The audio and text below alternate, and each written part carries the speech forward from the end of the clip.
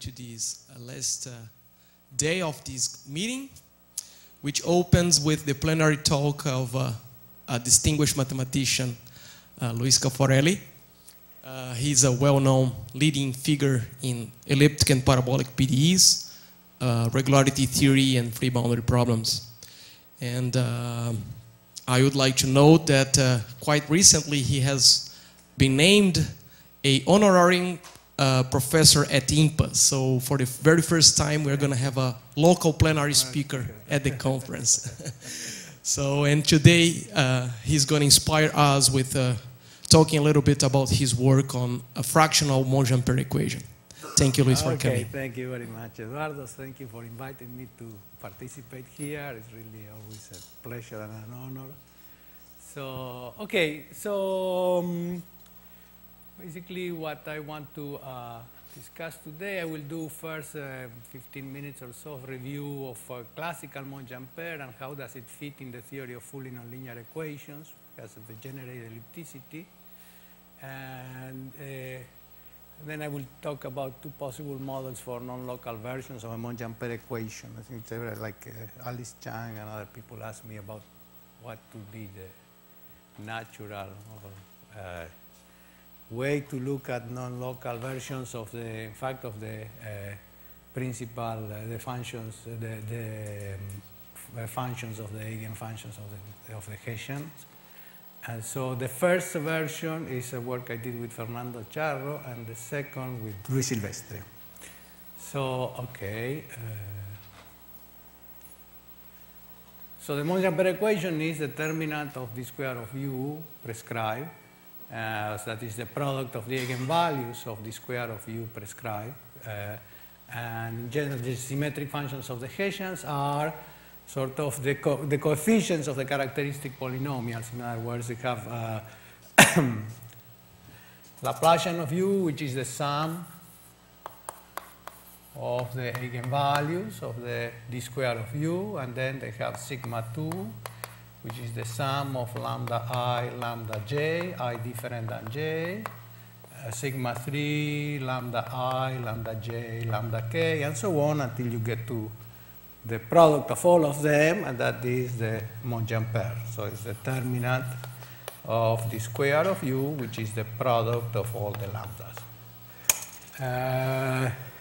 So important properties. If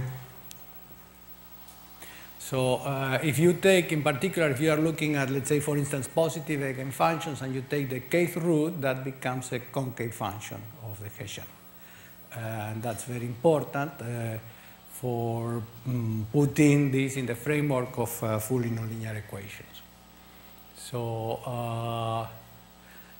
as I said, so I'm going to, when I talk about the fully nonlinear equations, I just put F star, and then I go concave fully nonlinear equations, I will put a CF star.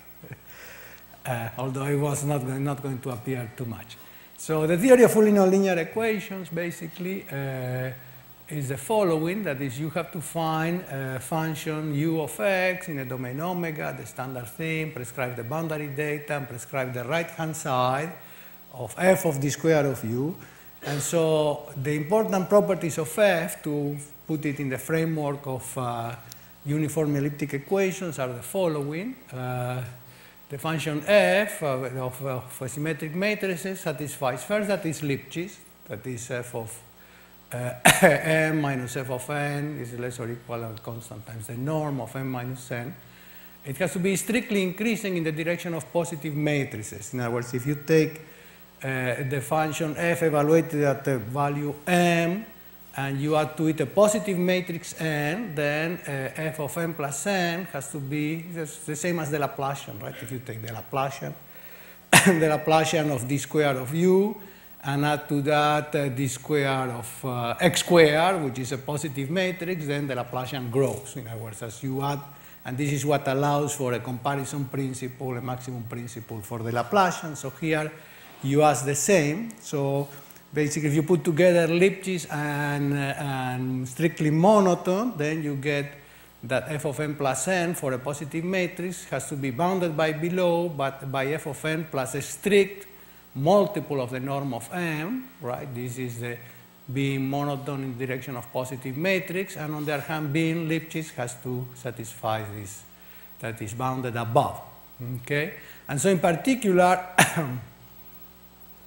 if f of m, if you have that the matrix M, that is the d square of u at a point and the d square of u at another point give you the same, that you have a solution, so f of m is equal to f of m plus n, right? Then the positive part of n and the negative part of n has to be comparable, because the positive part makes it grow and the negative part makes it decrease. And so in order to have both the d squares in the same level surface of f, you have to have that property. So basically, one can think, and if you take function f of two variables, lambda 1, lambda 2, then f has to have the property. Let me think of a problem where the right-hand side is constant. I would think always of a problem where the right-hand side is constant. Then, the level surfaces of f being constants, right, have to be strictly monotone in all these cone of directions, right, because this is a cone of positivity for the matrix. So it has to be strictly monotone. It's like this, and Lipschitz. So it's like this uniform separation between level surfaces. Okay? And if you ask the function to be concave, then the level surfaces are convex. So basically, what is the regularity theory? So the regularity theory says that if you give me an f which has all these properties except concavity, then solutions are C1 alpha for some alpha, and there are counterexamples that cannot be better. And if we add concavity, then solutions become C2 alpha, that is, have held their continuous second derivative, and therefore become classical solutions. In other words, when you apply the f, that's perfectly well defined. So what are the 2 or 3 main ingredients of the theories? Are the Alexandrov-Backel-Mampucci theorem, that basically plays the role, is a theorem that allows you to compute the function itself by the right-hand side of the equation. Okay, like in the variational case, it's like you control, it's like the like the Sobolev embedding, or so you control the L2 norm of u by the L2 norm of gradient u square, which is associated to the right-hand side, the energy of the equation.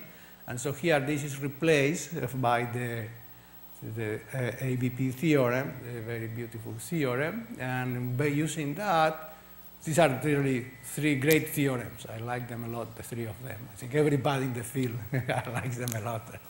And so then using that, Krylov and Safanov prove a Harnack inequality for solutions in the class F, right? Harnack inequality means if you have a non-negative solution, let's say in the ball of radius 1, and you go to the ball of radius 1/2, the sup and the inf are comparable.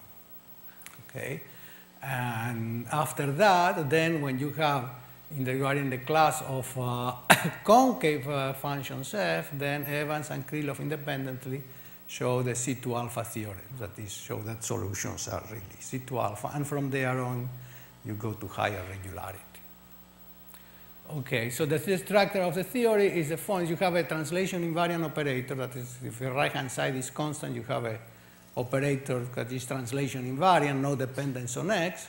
And if you have an elliptic problem with the translation invariant operator, right, there is a non-written law that says you have to look at the first derivative, because most probably they will satisfy some nice equation. And in this case, if you take derivative of the equation, you realize that the first derivative, right, when you take the derivative of the equation, you get this expression, right? It's just directional derivative. And you realize that the first derivative satisfies, if you say, it satisfies this equation, which looks complex, but, following sort of the ideas of the Georgi, you said, okay, I'm going to forget that u has anything to do with this. So this is going to be, because of the Lipschitz and uniform monotonicity, this matrix is going to be strictly positive. So basically, you have to look at equations of the form Aij of x, dij of w, which is this, and the Aij's are these, where all you know about Aij is that they are bounded and measurable and uniformly elliptic. And then the Krylov-Safanov theorem, in principle, doesn't seem to have anything to do with fully nonlinear, basically says that solutions of these equations are Hölder and they satisfy a Harnack inequality, right? It's the same as in the Georgi theory when he shows that divergence of Aij, dj of u, Aij is just bounded and measurable, satisfy the Harnack inequality. So it's a parallel strategy in some sense. So, and when if f is not in the concavity class, then that's basically all we can say. So we can say all we can say, right, is that the first derivatives are Hölder. And so first derivative are Hölder is that the solution is C1 alpha. If this is in the class of concave operators, it's a general rule that if you have any concave equation, that could be, for instance, an obstacle problem or an obstacle problem with fully nonlinear equations combined or whatever, if you have a concave equation, then the solutions are semi-convex. In other words, they are the second derivatives are sub-solutions of some equation. Okay, the concavity implies. And so in this case, you can verify just formally by taking second derivatives of f. If you take the second derivative of the function f, now the pure second derivative, you can charge the two derivatives, right, in the same u. So this is like the equation for the first derivatives.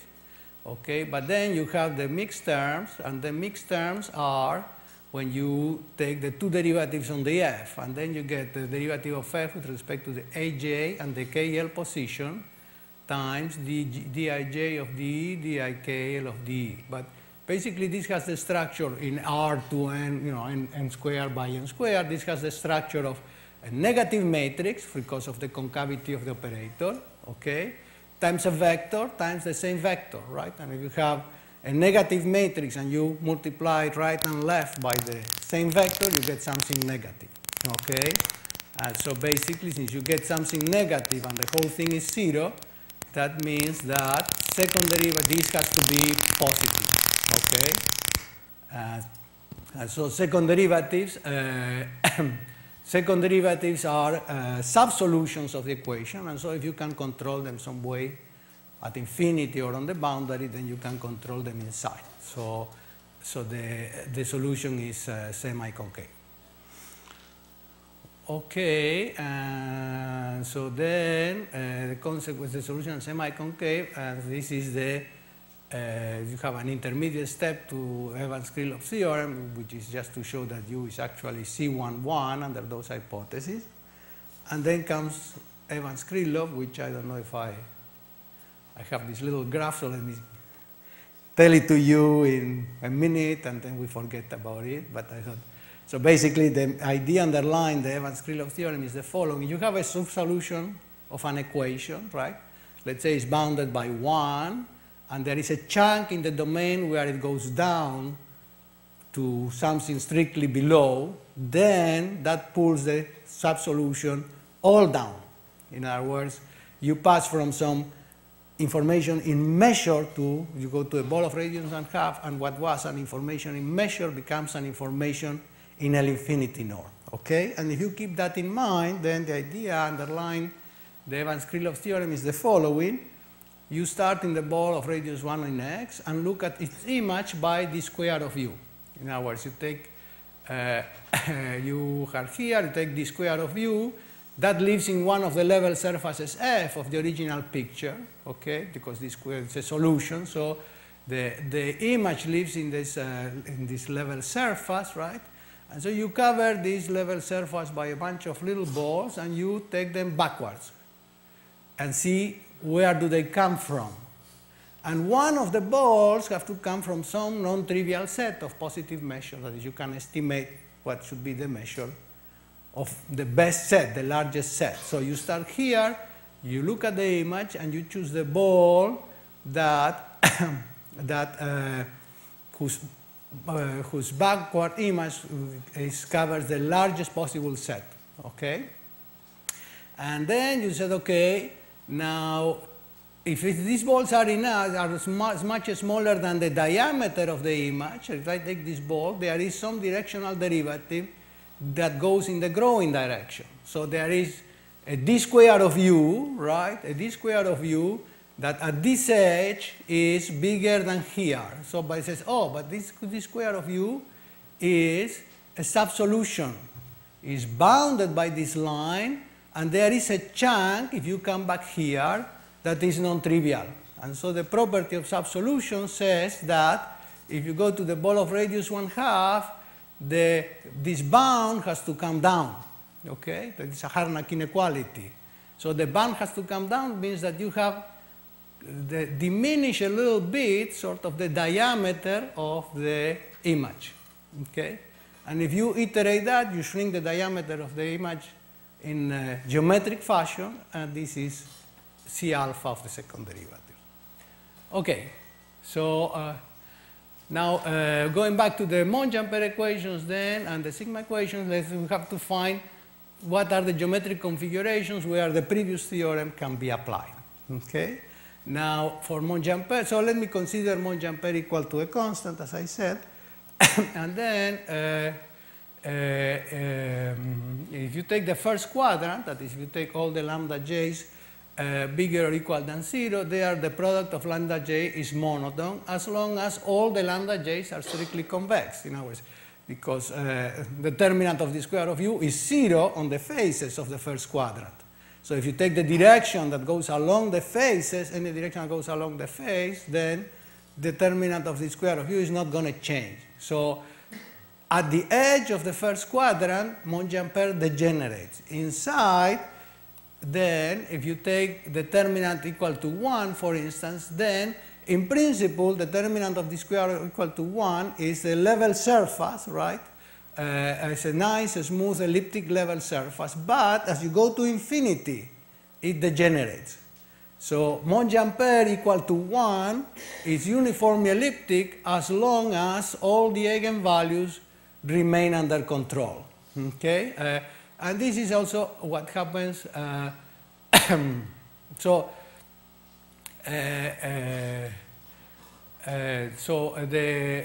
in the classical theory of Monge-Ampere, then, because of the concavity of the determinant of the square of u, all secondary. So let me just go for a little bit, for a few minutes, the classical theory. The classical theory is you prescribe Monge-Ampere equation in a nice domain, with the nice right-hand side and want to solve it. Okay, the first thing you realize is that the domain has to be convex. In fact, there is a condition that we did with Nirenberg and Sprague many years ago. For all the eigenfunctions of the Hessian, you need that the boundary has to have some curvature condition. Okay, so in this case, the omega has to be strictly convex, right? And the boundary data has to be smooth. And then, if that is the case, then you can show that you can control the second derivatives. If you can control the second derivatives on the boundary, because they are subsolutions of something, you can control them inside. Okay? So that's basically how the theory goes. If you take the eigenfunctions of the Hessian, right? Something, you know, all of them have a problem. Take a second eigenfunction of the Hessian, it becomes 0 now at a circular cone. And so it becomes degenerate only along the lines of the first quadrant. In other words, if you stay away from the lines of the first quadrant, the equation is uniformly elliptic. And there is a condition for, you know, if you take so in 3 dimensions you are done. If you go to 4 dimensions, there are the sum of lambda I, lambda j, lambda k, and they become 0 in the planes, and the lambda I, lambda j, lambda k, the fourth becomes 0 in the walls of 3 dimensions and so on. So they all have this degree of degeneracy along the boundary of the quadrant, of the first quadrant. So if we go back to Monge-Ampere as an infimum of elliptic operator, this is the same. So basically what you want is you can write determinant of the square of u equal to f as an infimum of linear operators L of u of x equal to x, where A is a family special family of matrices. And if I recall well, I have a picture near here. Okay, no. I didn't include the picture. But anyway, so, so for instance, if you put right-hand side equal to 0, then, so you can think, so, you know, you can think of the determinant of the square of u being, you know, it's a concave function in the space d squared. And so a concave function is the is the infimum of all the tangent planes to this concave surface in the space m squared. And each tangent plane corresponds to a linear equation. So that's why concave functions, so you can write Monge-Ampere as the limit of all affine transformations with some constraint in the determinant. If you put, so here it is basically, if you want to solve the determinant of the square of u equal to f of x, then that is the infimum of the equations a the square of u, right? The tangent planes all go through the origin, so there is no constant part or anything like that. It's a pure second derivative equation, right? And you have to put all the matrices that satisfies the n to the n determinant of a equal to f to the n minus 1. If you do this and multiply by the d square of u, the infimum of that is realized when you choose exactly the a that is the the minors of the equation of the square of u. In other words, if you choose any other a with that property, you get something bigger. If you choose the minors exactly of the square of u, you get exactly inequality. Okay, so Monge-Ampere can be written, can be thought of a bunch of these, or you can think it, and this is the way I want to think now, as the infimum of Laplacian of u of an affine transformation. Okay, where the affine transformation is the one such that B times B transpose is equal to the admissible A's. Okay, so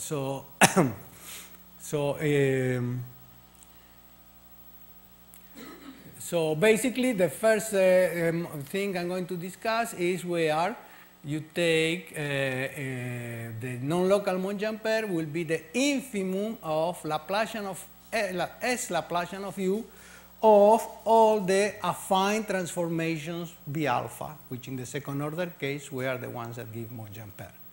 And in fact, you can apply this idea to any function of the eigenvalues of the Hessian, right? In other words, say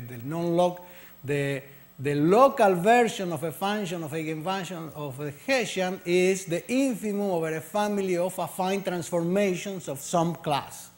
And the non-local version, I want it to be the infimum of the corresponding class of affine transformations, but where you apply the fractional Laplacian or the kernel that you like. And this is precisely what Alice was interested in this type of equations. So basically, that's what we look with Fernando Charro. There is always the problem of boundary data, so here we send the problem to infinity. So basically, what we do is the following. You take a nice smooth kernel and you convolve it with a nice C0 infinity phi, and so you get the function h of x. Oops.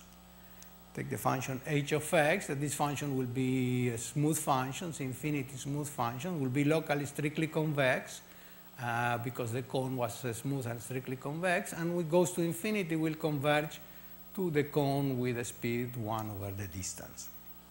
And so basically the problem we want to solve is a solution of L of u equal to u minus h of x. In other words, I want to find a solution. H of x is your basic data, and you want to use your right-hand side, and you want to find a solution u that goes to h of x, u minus h of x goes to 0 at infinity, right? This is the infinity data, and that solves this equation, okay? So since it is a concave function, then what you want to do is to look at a Perron-like method. Okay, so we take the the largest subsolution of this equation. So here,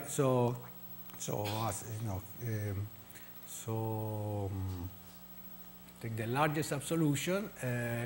What I'm going to do, technically, the best thing to do is to limit here in the, basically in my definition, right, the degeneracy, the degeneracy, right, is in the fact that the fine of all affine transformations of determinant 1 is degenerate, right? You have to have some where one of the eigenvalues is very large and one of the eigenvalues is very small. It's the same danger that happens in the second order case, that your solution may slide to infinity and become degenerate, okay? And so basically what we do is we first truncate, and then to do all the theory, you get a lot of regularity, and then you pass to the limit, okay? So I'm going to look at the matrices A, which are just between epsilon the identity and 1 over epsilon the identity. And at the end, I'm going to prove a lot of regularity, so I can pass to the limit, no problem, okay? So, but then, at this, if I put the epsilon, then this is a uniformly elliptic, right? It's a non-local uniformly elliptic equation. And so, and then what you want is just a sub and a super solution that both go to h at infinity. And the sub-solution is h itself. If you put h there, then you get the L of h bigger or equal than 0, because u minus h becomes 0. And so that is, so we have a sub-solution.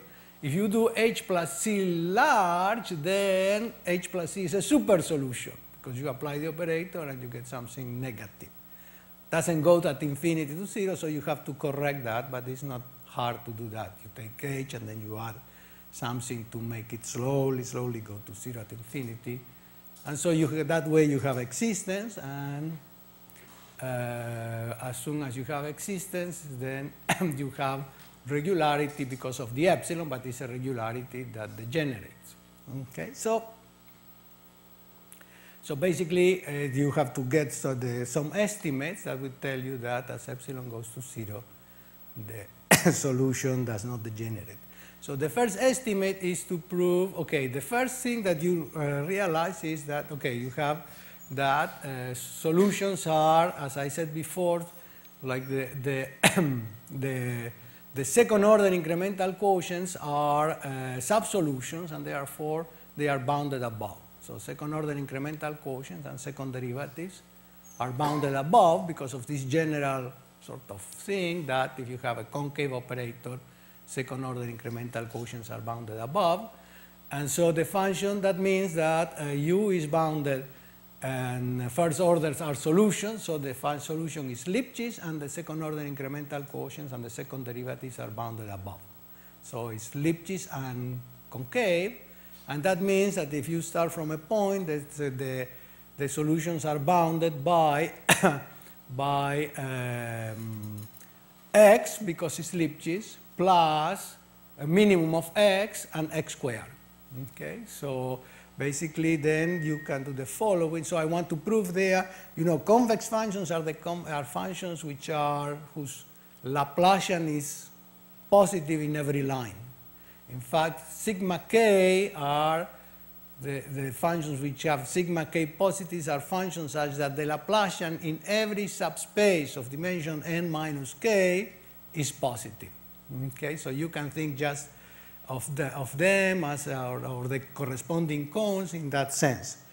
Okay, so here I want to prove something similar. I want to prove that solutions of these problems, the fractional Laplacian is positive in every line. Okay, and so in order to do that, the idea is the following.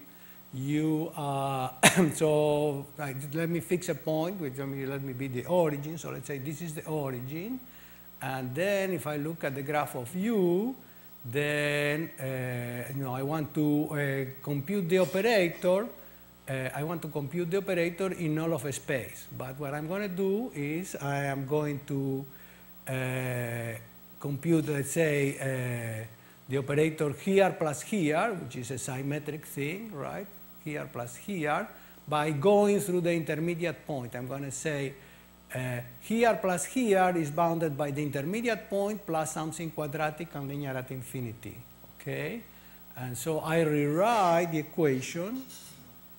So what I do is I take a kernel first, right, which is very lopsided in the x1 direction. Okay, in other words, you take a kernel of the form epsilon x1 squared plus all the other the other coefficients to be very large. So that means that the kernel, since this is dividing, the kernel is very, if all of this is 0, the kernel is very large in this direction because you are doing 1 over this. So the kernel is very large, so the level surface of the kernel are very long in the x1 direction and very flat on the other. So I'm giving a lot of weight to that direction, and you estimate, so you integrate and you estimate in this direction with the x1, and you get a relatively large coefficient, and then on the other directions you use the quadratic bound, and you get something small, and the sum has to be positive. So the integral just on this direction has to be positive. Okay, so basically that's the idea of this computation. So here is more in detail, right? I do. So this integral has to be positive because the function is a subsolution of the equation. And then I go through x1, and the part between x and x1 I control by the a priori concavity estimate. And the remaining part I integrate in the other directions, and I just get fractional Laplacian in the direction x1. So this shows that the fractional Laplacians are positive. This is equivalent in the case of Monge-Ampere to show that all pures, when you prove Monge-Ampere, you say, okay, you first prove that all pure second derivatives are positive, but then since the determinant is equal to 1, that means that none of them can be too large, because if they are all strictly positive, none of them can be too large. And here, so it's the same philosophy.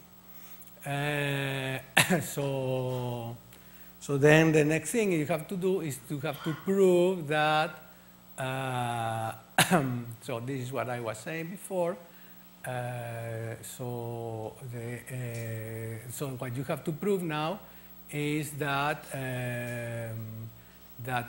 so this is for all kernels, this has to happen, but what you want to prove is that for this kernel that gives you the equation, that is the kernel where you exactly get your right-hand side, then for that one, the integrals have to be bounded above. Okay, so so basically the root comes in here. Yeah. So basically, to complete the equation, what you do is you plug the kernel and you write it in polar coordinates, and so you have integrals of line by line times a weight that depends on the angles. And so if the weight that depends on the angle is uneven, that this is very large in some of the directions, then you get something which is too large to be the kernel that gives you the right-hand side. Okay? And so first you prove that in every direction the integral is positive, and then from there you deduce from the fact that actually the right-hand side for some kernel is bounded, that allows you to deduce that the kernel has to be non-degenerate. Okay, and so once you have that, then with Luis Silvestre we prove a non-local version of Evans and Krylov theorem that will apply to this case, and so solutions are C2s plus epsilon, and therefore are classical. So this is basically the theory for the general sigma k. A student of mine, Wu, has more or less completed the proofs of the same theory, has developed the same theory. So the second possibility is, this is sort of analytic. The second idea we work on with Luis Silvestre is much more geometric and sort of cuter than this. This is technical. The other has, I like it, it has it's an unexpected thing. Okay? Okay, here I'm sorry, I don't know what happened here. I didn't order the things right. So basically, okay, this is what I just discussed about the fact that you write the kernel in polar coordinates, and that allows you to show that it cannot be too large in any direction. So, okay, so the second version of a Monge-Ampere equation is the same.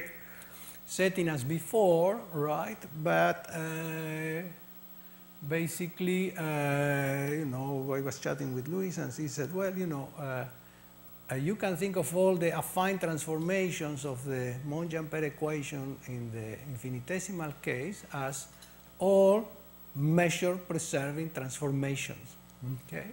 And so he says, I really would like to understand what happens if what you do, instead of taking all of the affine transformations of the Laplacian, you take all of the measure-preserving transformations of the kernel. So what he proposed was to, you know, you take your kernel, this is the fractional Laplacian, and you take any level surface, right? And you deform it, preserving the measure, right? And this is a kernel that you are allowed to apply. In other words, when you do your infimum, you do the infimum over all these kernels. You know, you can put the this little circle and split it in a piece here and a piece there, and you can put a little piece of this circle over here, and they are all allowed. And you just plug them, and you want to take the infimum of that and get your right-hand side. Okay, and it looked like a sort of a wild thing, but then we realized that that in fact this was very restrictive. In other words, the moral bit of this story is that the wilder the family of kernels you put, really you are forcing your solution more and more. You are restricting more and more, right? And therefore, geometrically, things should be better. So the first thing, the first thing you realize is that your any subsolution has to be convex, because if you have an incremental quotient, right? In other words, you have this incremental quotient, and this is smaller than v of x, right? Then you do the computation, right? V of x plus h plus v of x minus h minus v of x multiplied by the kernel, right? This is one of the computation.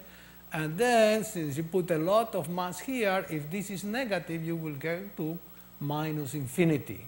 In other words, the thing will become negative when you test it against the kernel, right? Therefore, all of a sudden, this is forcing all subsolutions of these problems to be convex, okay? And then the second observation is that the best strategy, if you give me any function, and not necessarily the solution, right? You give any functions, and so now we know that U has to be convex, right? So basically, okay, maybe let me clarify. The equation is U of x plus y plus U of x minus y minus 2u of x, right? And then you have to subtract, like in the Levy process, you have to, here the kernels are not necessarily symmetric. You can organize it anyway.